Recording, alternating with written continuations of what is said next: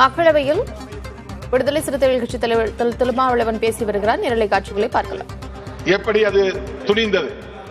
13 ஆவணங்களை கோருகிறது. இந்த 13 ஆவணங்களும் குடியுரிமையை பரிசோதிப்பதற்கான ஆவணங்கள்.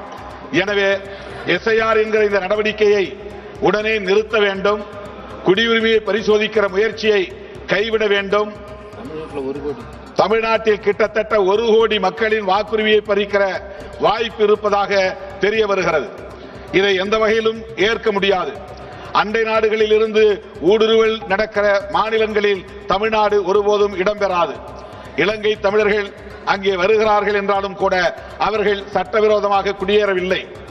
அரசின் அனுமதி பெற்றுத்தான் தங்கியிருக்கிறார்கள்.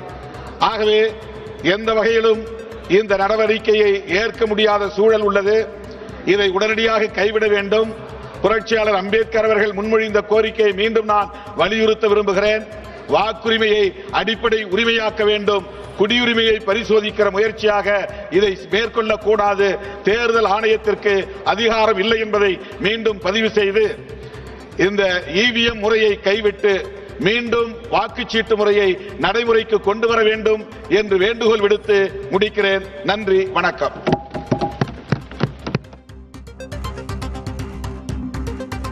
தேர்தல் ஆணையத்தில் பாஜகவின் தலையீடு ஆபத்தானது என்றும் எஸ்ஐஆர் பணிகள் வாக்குரிமையை பறிக்கும் செயல் என்றும் விடுதலை சிறுத்தைகள் கட்சித் தலைவர் திருமாவளவன் பேசிய காட்சிகளை பார்த்தோம்.